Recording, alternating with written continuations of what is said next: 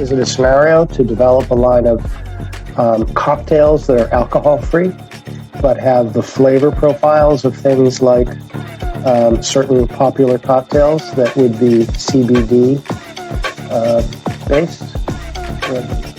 Actually doable, yeah.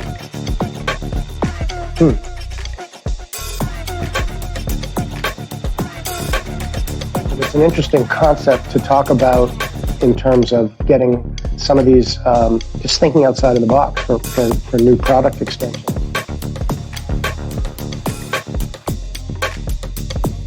I have been in the food and beverage industry for a good bit of time now, mostly on the food side, but I have done a lot of beverage initiative. Right now, my current company, when COVID hit, we used to be a corporate catering company. We did a lot of big businesses, a lot of startups, the regional culinary director. So I was in charge of the entire East Coast of operations for every company we had between Texas to Atlanta. And we were actually in April, we were about to launch San Francisco and LA. So I would actually have taken one of those operations under my East Coast wing as well, since there were two openings. Unfortunately, of course, COVID hit, but we had to do a few pivots as well. That's kind of the trend nowadays. We pivoted a total of 5 times. The first 4 did not strike anything, but the 5th one we have recently developed has now been beginning of things. Part of it is actually making some cocktail syrups to go into these client experience boxes. So what I've been doing lately is making all kinds of research and development on different products, and it's been heavily based on making like cocktail syrups to make drinks, because we want to pair food and beverage in every single one of these boxes. Part of it is actually making some cocktail syrups to go into these client experience boxes. So what I've been doing lately is making all kinds of research and development on different products, and it's been heavily based on making like cocktail syrups to make. Only on the digital side with these guys at this point, I assume. They're not doing any in-store tastings or other big print marks. It's all been social digital. There's been no events. We've done online events. We're doing podcasts. In Michigan, when we were going to launch the product at the Golden Gloves Championships, April 17th and 18th, we had, kind of a series of events planned for that week. And the first thing was going to be, there was a podcast in Detroit called Man Cave Happy Hour.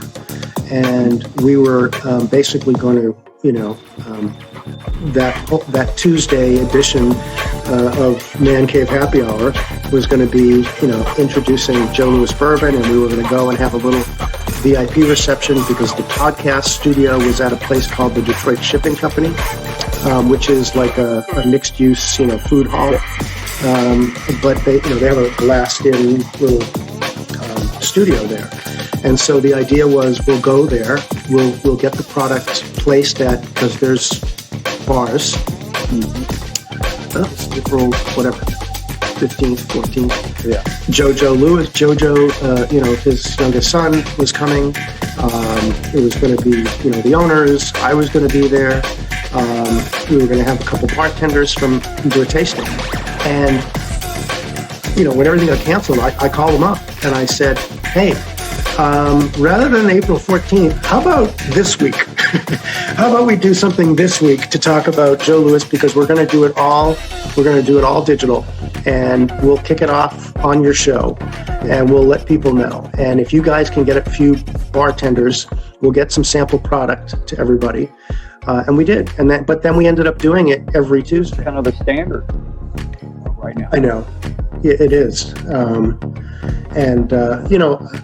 I'm adopting, I think we both share this, the optimistic view. And you've seen what, kind of what we're going to talk about today. You've seen some of the thinking in terms of reinvigorating or redefining really what kind of help we can provide and how that turns into opportunities. The one thing that surprised me most this year is that, if you remember going back, I had launched the the Bourbon Bond Fund Right. January and closed the first one, and then had another one that was, I was going to do one every quarter, or 2, 3, 3 a year. And then when the pandemic hit, I had investors calling me because they were looking to get out of the market, saying, please, can we do a 2-year fund? And I'm like, why would you do a 2-year fund? The return is going to go, but at least it's going to be a guaranteed return. And it's because of COVID. They want to get production capacity back to where it needs to be, and they're willing to do it. So I kind of went out and put it out there in December, and we're closing this week, tomorrow, $250,000 fund, and and I'm going to continue to keep them rolling.